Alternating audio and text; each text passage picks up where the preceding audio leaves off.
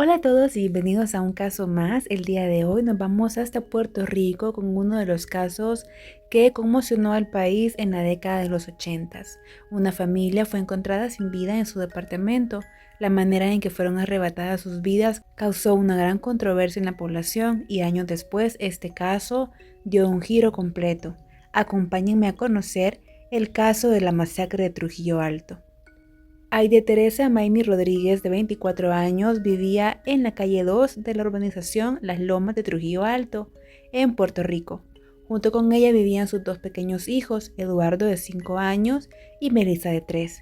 Tenía unos pocos meses de haberse separado de su esposo y padre de sus hijos, Eduardo Morales. El lunes 26 de julio de 1989, Aide se encontraba en su casa con sus hijos haciendo lo habitual para ellos, sin imaginarse el peligro que los rondaba. 2 días después, el 28 de julio, la familia de Aide se preocupó, pues no sabían nada de ella y los niños, así que decidieron ir a buscarla. De inmediato notaron un olor fétido en el ambiente, aunque aún no habían podido acceder, intuían que algo pasaba dentro de la casa de Aide. Cuando pudieron entrar, notaron que las paredes estaban manchadas de sangre y habían rastros también en el piso. Temiendo lo peor, empezaron la búsqueda de la mujer y sus hijos. Recorrieron la casa, encontrando las peores escenas que podían imaginarse. Lastimosamente, encontraron el cuerpo de Aide dentro del baño, sentada con su tronco flexionado, con heridas de arma blanca, hinchado y en avanzada descomposición. La familia además empezó a buscar a los dos pequeños dentro de la casa, pero no pudieron encontrarlos, así que llamaron a la policía para dar aviso sobre la muerte de Aide y la desaparición de los pequeños. Además, contactaron a Eduardo, el padre de los niños, para preguntarle si estaban con él, pero él les confirmó que no los tenía. La policía se hizo presente y la búsqueda de los niños rindió frutos. Lastimosamente, los cuerpos sin vida fueron encontrados dentro de la vivienda, pero en un lugar que nadie se había imaginado buscar. Ambos habían sido apuñalados y sus cuerpos depositados en la nevera de la casa. Eduardo estaba en la parte de abajo y la pequeña Melissa en el congelador. Según testigos, el escenario era desgarrador. La población puertorriqueña estaba en shock con el crimen y los medios de comunicación nombraron este caso como la masacre de Trujillo Alto. Las autoridades iniciaron la investigación. El padre de los niños y exesposo de Aide fue considerado como principal sospechoso, pues recordemos que por lo general en las investigaciones las parejas o exparejas de las víctimas, ya sea hombre o mujer, son considerados como personas de interés o sospechosos ante estos crímenes. Eduardo testificó y dijo que él había estado el fin de semana con los niños y que los había entregado a su madre el domingo por la noche. Él dijo que se enteró de la tragedia el día que los cuerpos fueron encontrados y que recibió la noticia a través de su supervisor, quien le dijo que tenía que irse pues había una emergencia familiar. La mamá de Aide y abuela de los pequeños le llamó para preguntarle y en ese momento al parecer él no dijo nada, pero dice que se enteró después, o sea que hay muchas inconsistencias en este caso. En ese momento dijo que él pensó que había pasado algo con su propia abuela, pero cuando se enteró de lo que pasó con sus pequeños se sintió devastado. Debido a que su coartada era sustentable, fue descartado como sospechoso. Pasaron los meses y las autoridades no encontraban una línea de investigación para dar con él o los autores del crimen. Además, es importante mencionar que las autoridades cometieron muchísimos errores desde el inicio de la investigación. Por ejemplo, no preservaron la escena del crimen. Habían demasiadas personas entrando y saliendo de la escena, entre policías, camarógrafos, reporteros, la propia familia de Aide, incluso desconocidos. A pesar de todo eso, dicen que lograron obtener algunas huellas de las víctimas y del padre de los niños, que como sabemos no vivía ahí. Todos fueron atacados por arma blanca en la habitación principal, pero muchos de los elementos que podrían haber servido como pruebas fueron destruidos. La cama, las sábanas y los artículos de esa habitación fueron destruidos por instrucciones de las autoridades que le recomendaron a la familia de Aide limpiar la casa, quemar el colchón y las sábanas manchadas. Y pues la familia, al no tener idea de lo que eso implicaba, decidieron limpiar la casa y deshacerse de todas las pruebas que habían dentro. Quiero pensar que la familia lo hizo sin conocimiento y creyendo que ya habían tomado las fotos o pruebas necesarias, pues ya habían pasado algunos días. Era lógico que si las autoridades le estaban dando a la familia esa recomendación, era porque ya habían tenido tiempo de tomar las pruebas suficientes y pues la familia limpió la casa lastimosamente. Decidieron sacar todas las pertenencias de Aide y las metieron en cajas y lo que le correspondía a los niños se le entregaron al padre. Más de un año pasó y los hermanos Martínez, que para esa época eran adolescentes, decidieron contarle a las autoridades lo que según ellos habían visto la noche del crimen. José Manuel y Bárbara señalaron a 2 vecinos de Aide como los posibles criminales.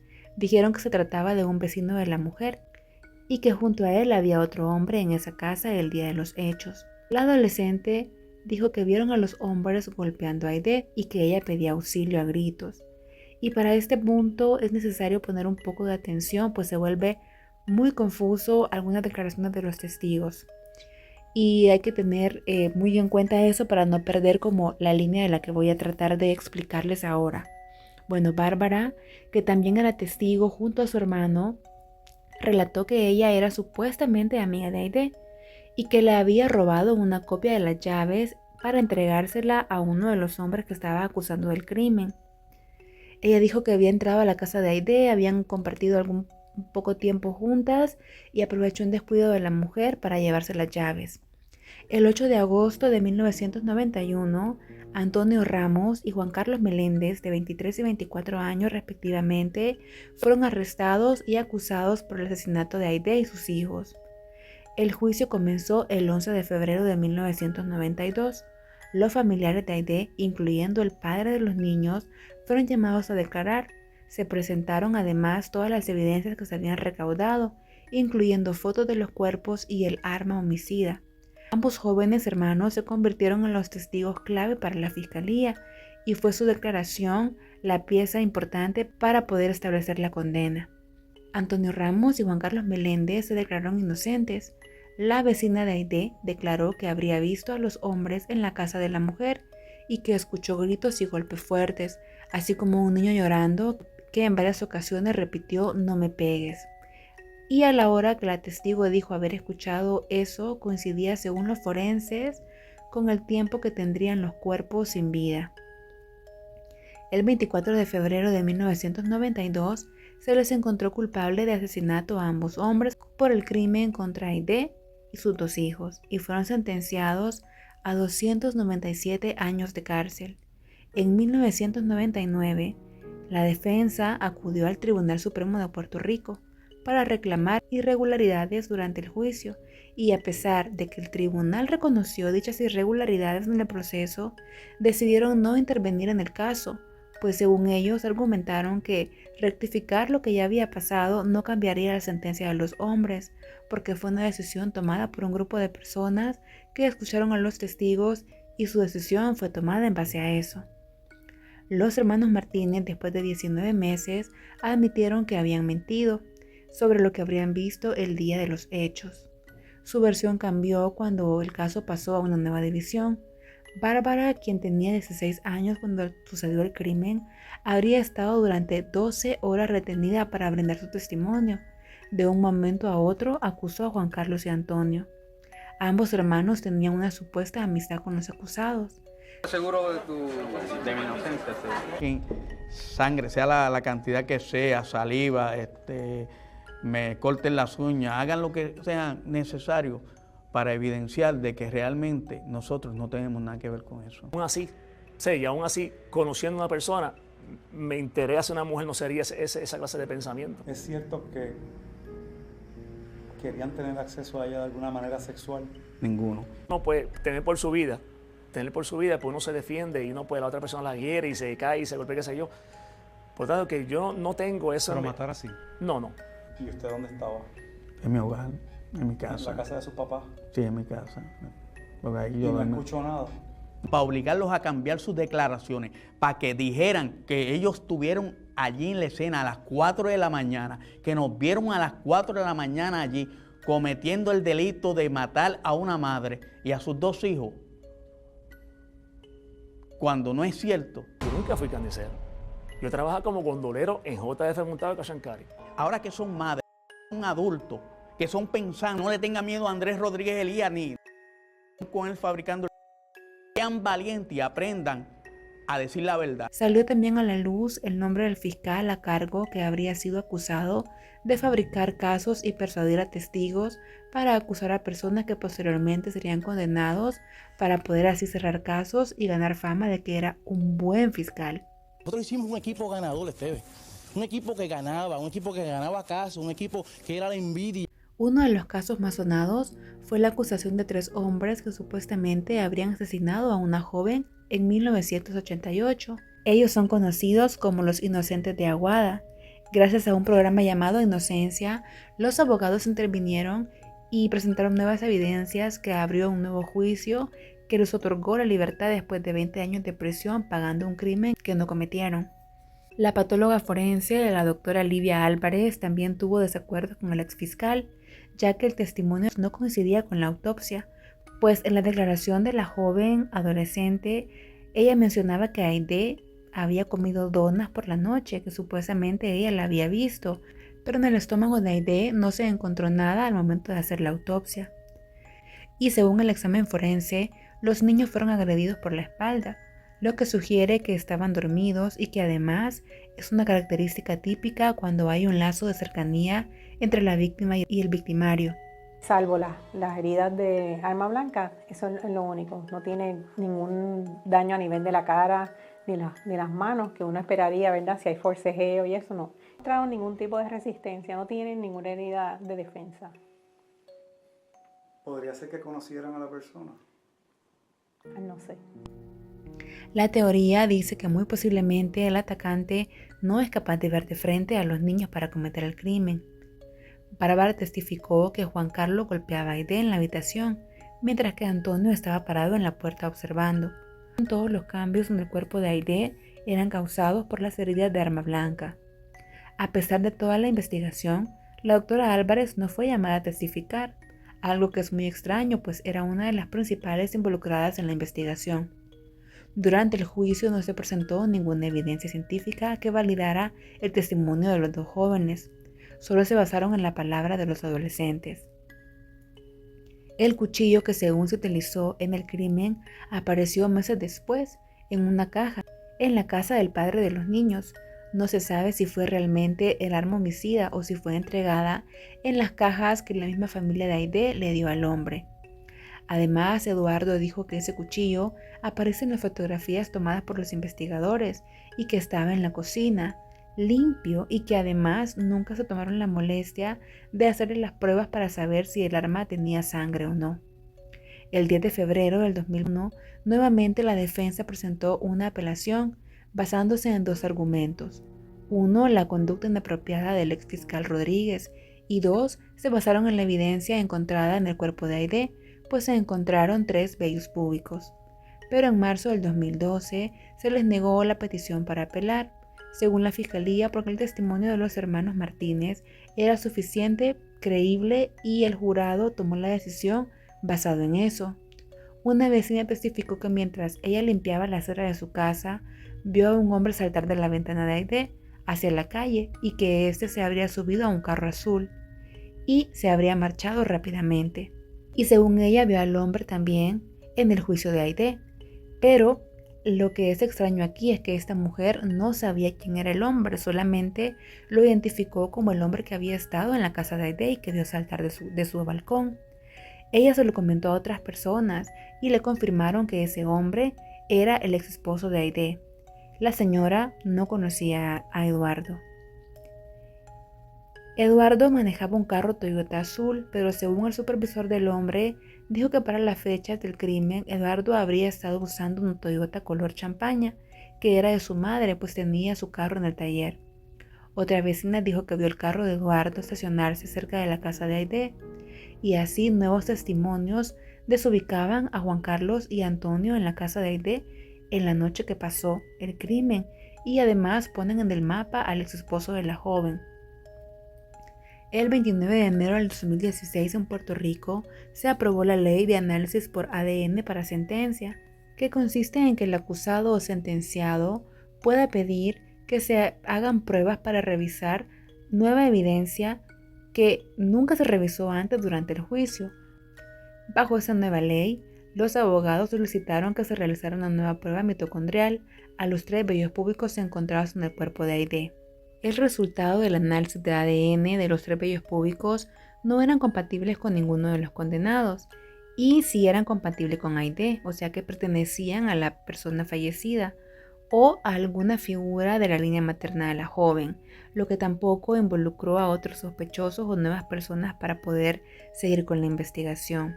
No tuvieron la oportunidad de evaluar la evidencia.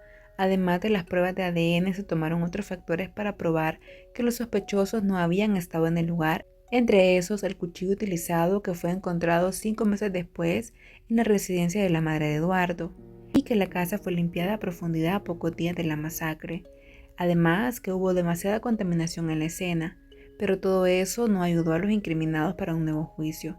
Pasaron 24 años de aquella audiencia condenatoria y el 13 de junio del 2017 la jueza Betsaida Cejo aceptó la solicitud de la defensa para un segundo juicio.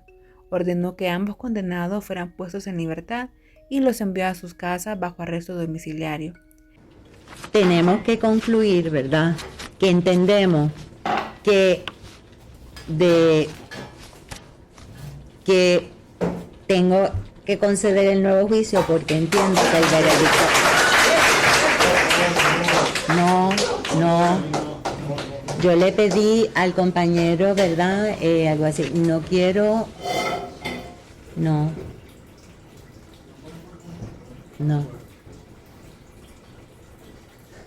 Escuchen.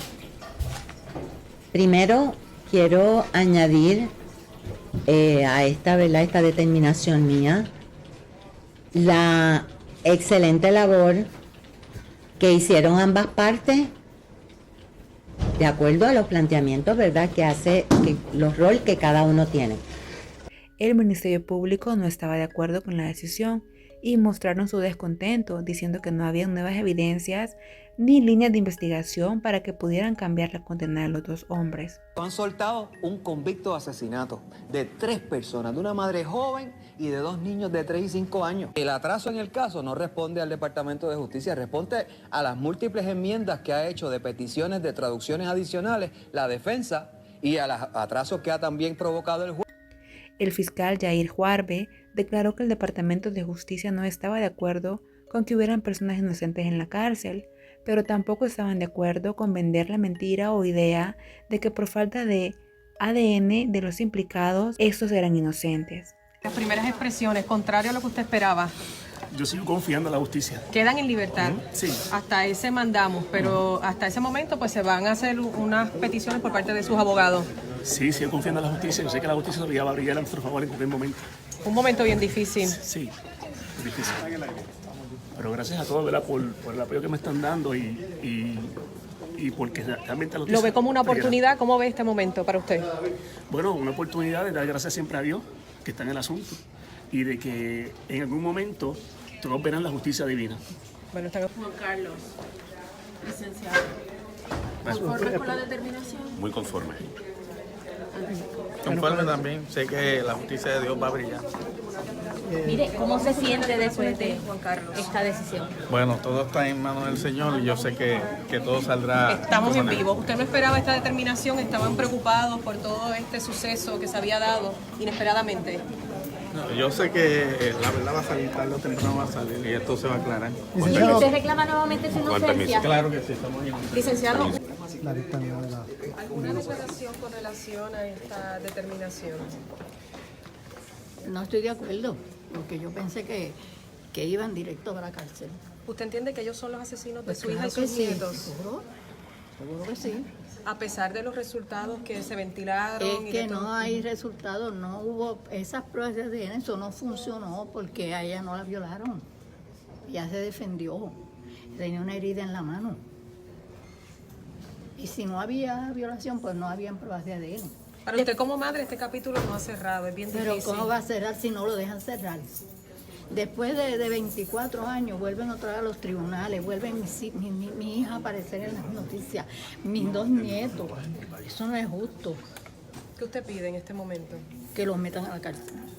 fiscal, explíquenos lo de la fianza enmendada, por favor. De verdad, discúlpeme, porque es que todos estos procesos en los últimos años han sido procesos intensos y procesos en los que tengo que lamentar mucho que nunca se ha pensado en las víctimas del delito. Y esta dama que tengo aquí al lado es una de las víctimas del delito y tantas otras más que la única voz que tienen es el Ministerio Público. Por eso estamos aquí con pasión, pidiéndole y exigiéndole a la juez que cumpla con el mandato, con la orden que le ha dado un tribunal, que incluso se la ha enmendado en el día de hoy y se niega a cumplir con la orden de un tribunal de mayor jerarquía. La orden es clara. La enmienda fue a los efectos de aclarar que no se estaba dejando sin efecto una fianza en apelación, sino más bien los servicios de la fianza diferida de la Oficina de Servicios con antelación a juicio. ¿Qué más hay que esperar? ¿Qué más hay que recibir cuando la orden es más que clara? Ingreso inmediato a la cárcel. Vamos a darle paz y tranquilidad a esta familia que tanto lo necesita. Y vamos a dejar que doña Aide, doña Eduardito y doña Melisita descansen en paz por una vez y por todas. Mire, hay mucha gente que no entiende en este proceso, ¿verdad? Eso de que ella no ha recibido el mandato, de que la jueza, ¿verdad? Eso es un trámite administrativo. La orden es clara. Ingreso inmediato. Y es una excusa del trámite burocrático administrativo. Nosotros vamos a recurrir al apelativo porque no estamos de acuerdo con esa determinación. ¿Y qué le parece que él fue a entregarse? Uno de ellos fue a entregarse. Eso ayer es al muestra más que suficiente de que él sí entendió la orden del tribunal apelativo. A diferencia, ¿verdad?, de lo que hemos visto en el día de hoy en el tribunal. Gracias. ¿Y sabe lo que es perderla en la forma en que yo la perdí? Porque cada vez que yo pienso en cómo la apuñalearon, ¿entiendes? Y cómo mataron a esos dos nenes. Cómo dejaron a la nena morir en el piso para después meterla.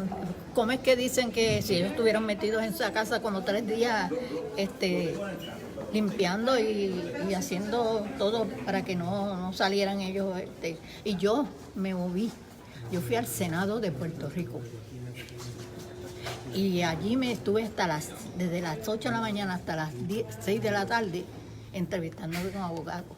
Ahí fue que me nombraron al fiscal Rodríguez Elías, a los 2 agentes, a Quiñones, que ya murió, y a Ponte, para empezaron en cero a investigar. Y ellos iban a mi casa todos los días, me dejaban notitas en el portón, me llevaron a fiscalía, me enseñaban las fotos, todo según ellos iban investigando. Mire, pero los hombres aquí reclaman su inocencia, ¿verdad? Pero es que todo el mundo dice que es inocente, nadie se dice que es culpable. Esa es la realidad. Y yo pedí que si era verdad que eran inocentes, pues mire, porque nadie pretende que alguien inocente esté dentro de una cárcel. Pero si a la hora que la mataron, ellos eran los que estaban allí, pues ¿quién la mató? ¿Qué dice su corazón de madre a tantos años?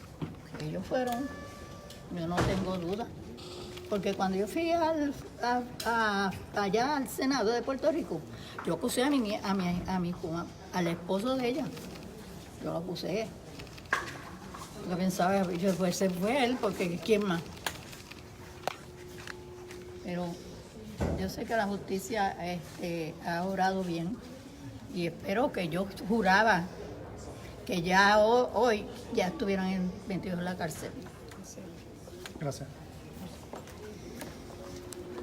En febrero del 2019, el tribunal revocó la decisión de la jueza y los 2 hombres fueron nuevamente llevados a la cárcel a cumplir su condena impuesta en el año 1992 y luego de estar 2 años en prisión domiciliar regresaron a la cárcel. Pero en octubre de ese mismo año, la defensa apeló y pidió una consideración que fue denegada. La familia y viudo de Aide están convencidos que ambos hombres son los culpables de la masacre. Ahora el único recurso que les queda a estos hombres es pedir clemencia al gobernador de Puerto Rico y obtener el perdón. Nadie que no sea culpable, pero es que en todo este tiempo no ha habido algo que lo exculpe a él. Yo exhorto a toda la familia que nunca se vayan de su casa sin darle un beso a su esposa ni a sus hijos. Porque tú no sabes si van a llegar o no los vas a volver a ver. Hay muchísimas opiniones sobre este caso en la comunidad puertorriqueña, muchos a favor de los condenados y muchos en contra, Y la gente piensa que la mala investigación que se hizo dejó que quizás estos hombres posiblemente inocentes estén en la cárcel. Otros piensan que fue el ex esposo de Aide quien hizo todo y que por tener amigos en la policía no fue investigado. Otros dicen que los dos jóvenes que testificaron mintieron y tampoco fueron investigados para conocer la veracidad de su testimonio. Yo personalmente creo que sí, la mala investigación en este caso hizo que todo tomara un camino muy incorrecto y que al final buscaron pues culpables lo más rápido posible para cerrar el caso. En octubre del 2024, el Proyecto de Inocencia de la Facultad de Derecho de Puerto Rico anunció que el tribunal le otorgará un nuevo juicio a Antonio Ramos bajo el concepto de habeas corpus y que además ellos presentan nuevos testigos y evidencia que puede lograr la excarcelación del hombre, pues confían en que un nuevo jurado se tomará la responsabilidad para obtener una buena decisión para este hombre. Se desconoce la fecha exacta del nuevo juicio, así como se desconoce por qué el otro implicado no está incluido en la nueva apelación. O sea, él está diciendo en esta carta que tampoco le creo testigo. O sea, si él está diciendo aquí, o sea, que es no culpable, pues no hay más que hablar aquí.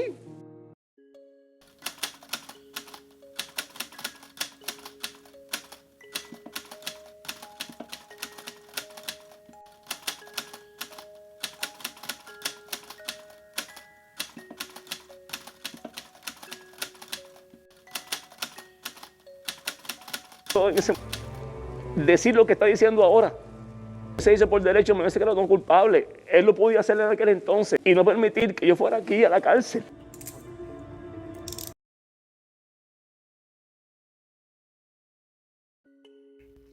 También se hizo muy comentada la opinión de la doctora que evaluó los cuerpos, que realizó las autopsias, pues según ella, por lo general, cuando hay un ataque hacia niños y que son así atacados por la espalda, es realizado por personas muy cercanas a ellos y precisamente lo hacen pues por la espalda porque no quieren que los niños vean el rostro del atacante o que lo reconozcan, o simplemente ellos no quieren quedarse con la imagen de ver a los pequeñitos o a sus hijos o a sus familiares viéndolos mientras los asesinan, ¿no? El caso de Leyenda de Querétaro, bueno, ella acabó con la vida de sus hijos, los atacó por la espalda con un cuchillo, igual fue una escena muy sangrienta al final. Este caso también está en el canal por si lo quieren conocer. Y también si recuerdan el caso de Cumbres, donde supuestamente el novio de la chica mata a sus hermanitos y trata de matarla a ella. Bueno, ahí también los niños que murieron fueron atacados con un cuchillo por la espalda. Así que si quieren conocer estos casos, pues también tienen un poco de similitud, creo yo.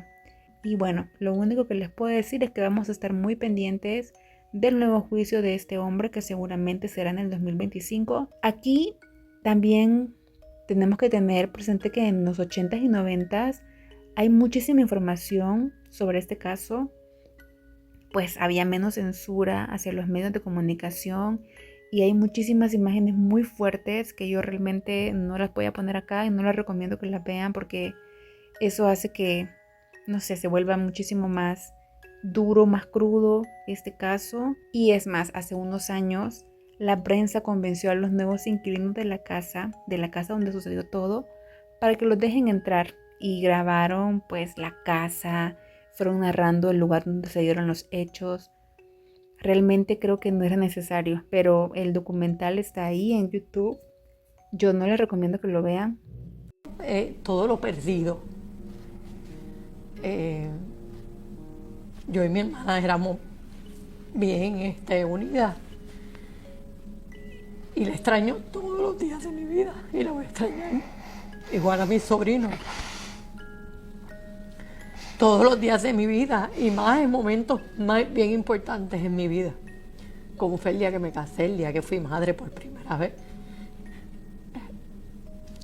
Todo eso te viene a la mente. Todo eso tú lo vuelves a repetir. Uno aprende a vivir con un dolor.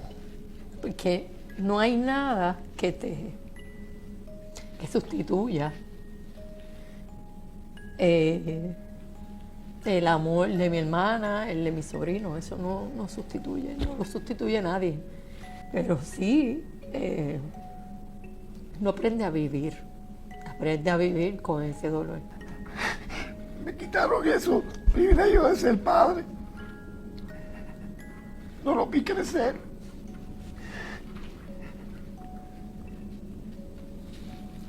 No me dieron la oportunidad.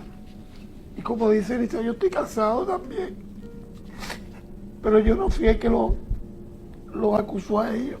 Volvemos. Ellos se acusaron solos. Ellos tienen su vida. Pueden disfrutar sus hijos. Perfecto que les vayan a ver a la institución. Yo no puedo pararme frente a la tumba de mis hijos y pedirle un pase a papá Dios, porque no va a existir. Y yo hasta el día que mi corazón deje de latir, es el día que yo voy a parar. Pero yo entiendo que ya basta de inventarse pruebas, porque es la misma. No puede fabricarla. No hay de dónde, esa fábrica no la han hecho. No existe. Pero ya déjennos en paz. Queremos paz. Y ya sin más que agregar, yo me despido. Los espero en el próximo caso. Recuerden suscribirse y gracias por llegar hasta el final.